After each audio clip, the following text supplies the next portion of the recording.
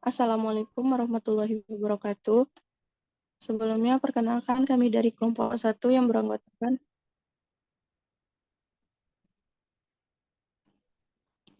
Assalamualaikum warahmatullahi wabarakatuh. Sebelumnya, perkenalkan dari kelompok 1 yang beranggotakan Kak Mita Rahmawati dengan BP 2110443001, Kak Tarika Jufa dengan BP 2110442041, Sonia Rahmayanti dengan BP 2210441001, dan Nuri Kartika Putri Lasmi dengan nomor BP 2210441004. Baiklah, kami dari kelompok 1 akan mempresentasikan dan menjelaskan hasil diskusi kelompok kami mengenai mesin Carnot, yang mana tugas ini merupakan tugas dari mata kuliah termodinamika dan fisika statistik dengan dosen pengampu Pak Trengginas Eka Putra Sutentio MSI. Baiklah, penjelasan yang pertama, yaitu mengenai sejarah mesin. Topik yang akan dibahas tentang mesin Carnot ini ada beberapa. Yang pertama itu sejarah atau latar belakang mesin Carnot. Kedua, proses termodinamika yang terlibat pada mesin Carnot. Ketiga, relasi dari besaran-besaran termodinamika pada siklus. Yang keempat, efisiensi mesin Carnot. Dan yang kelima, prospek pengembangan dan penerapan yang telah dilakukan hingga saat ini. Baiklah, topik pertama mengenai sejarah dan latar belakang mesin Carnot akan saya jelaskan. Sejarah atau latar belakang mesin Carnot. Mesin Carnot adalah mesin Calor hipotesis yang beroperasi dalam suatu siklus reversible yang disebut siklus Carnot.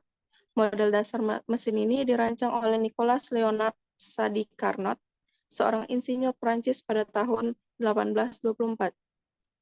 Model mesin Carnot kemudian dikembangkan secara grafis oleh Emile Clapeyron 1834 dan diuraikan secara matematis oleh Rudolf Clausius pada 1850-an dan 1860-an. Dari pengembangan Clausius dan Clapeyron, inilah konsep dari entropi mulai muncul. Next. Yang selanjutnya proses termodinamika yang terlibat pada mesin Carnot yang akan dijelaskan oleh Sonia. Baik, terima kasih moderator. Selanjutnya yaitu proses termodinamika yang terlibat pada mesin Carnot.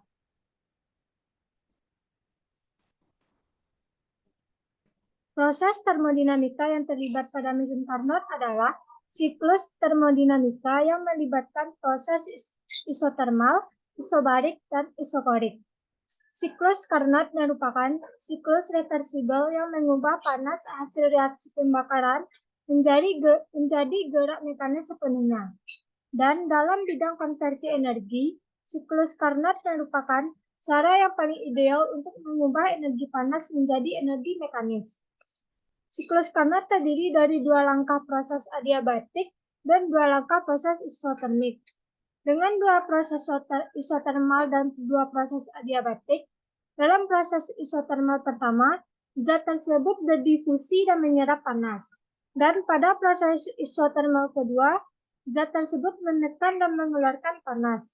Siklus Carnot bekerja berdasarkan hukum termodinamika 1, dan efisiensi mesin dapat dinyatakan dengan persamaan tertentu.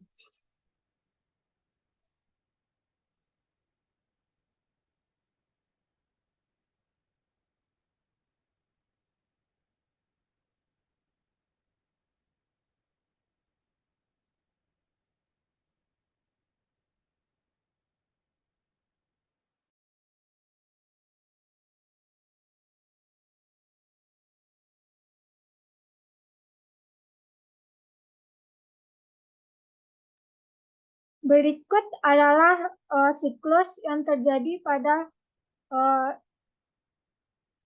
proses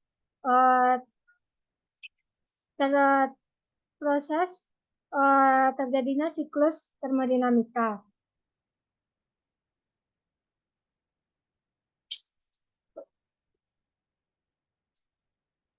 Selanjutnya diserahkan kepada moderator. Baiklah, selanjutnya yaitu materi mengenai relasi besaran termodinamika pada siklus Carnot yang akan dijelaskan oleh Kak Tari. Kepada Kak Tari dipersilakan. Baik, terima kasih kepada moderator. Selanjutnya saya akan menjelaskan mengenai relasi besaran termodinamika pada siklus Carnot.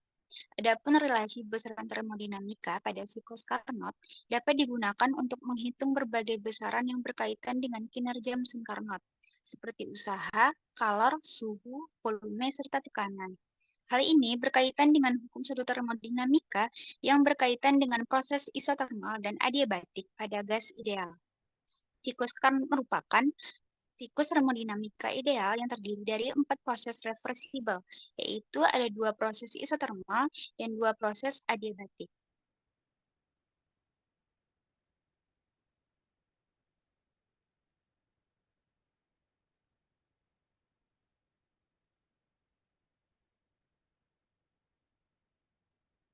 Oke, yang pertama itu ada isothermal reversible expansion. Itu bisa dilihat pada gambar. Dan untuk ekspansi isothermal reversible itu dimulai dari siklus yang pertama menuju kedua dan didapatkan usaha sebesar min nRT ln V2 per V1, di mana N adalah jumlah mol zat, R adalah tetapan gas umum, tetapan umum gas di mana bernilai 8,31 Joule per mol Kelvin, dan kemudian ada T yaitu adalah suhu, V2 dan V1 itu adalah volume. Sehingga didapatkan W1 sama dengan Q1. Maka Q1 sama dengan min RRT ln V2 per V1. Yang kedua itu ada compression isothermal reversible. Untuk kompresi isothermal reversible ini juga berlaku sama dengan yang expansion, yaitu W2 sama dengan Q2. Sama dengan yaitu min nRT ln V2 per V3. Dan ini adalah merupakan rangkuman yang berkaitan dengan ekspansi dan kompresi isothermal reversible. Dimulai dari hukum pertama termodinamika, kemudian ada gas ideal, hubungan terhadap gas ideal, kemudian ada hubungan terhadap tekanan, volume, serta suhu, kemudian ada pertukaran energi dalam dan pertukaran entalpi, kemudian ada juga transfer panas dan kerja atau usaha. Yang ketiga dan keempat itu adalah ekspansi adiabatik reversible. Dan yang keempat itu adalah kompresi adiabatik reversible. Kedua ini memiliki persamaan yang sama, di mana untuk usahanya yang pertama itu ada pada kerja pada ekspansi reversible bernilai positif, di mana M dikali CV T2 dikurang T1. Sedangkan untuk kerja pada kompresi adiabatik reversible itu bernilai negatif, di mana min M CV T2 dikurang T1.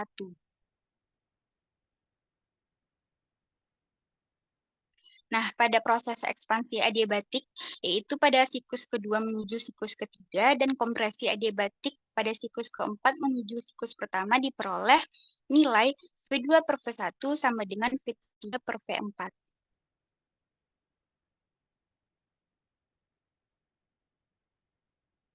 Untuk menghitung W total sendiri, itu adalah kita menjumlahkan keempat usaha pada 2 proses isotermal dan 2 proses adiabatik, sehingga didapatkan usaha total sama dengan MRT 2 ln V2 per V1 dikurang MRT 1 ln V3 per V4.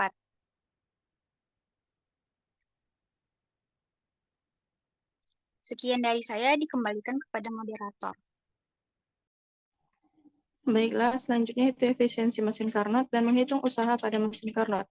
Efisiensi pada mesin Carnot bisa dihitung menggunakan rumus 1 dikurang T2 per T1 dikali 100%. Dan menghitung usaha mesin Carnot bisa digunakan dengan rumus W per Q1.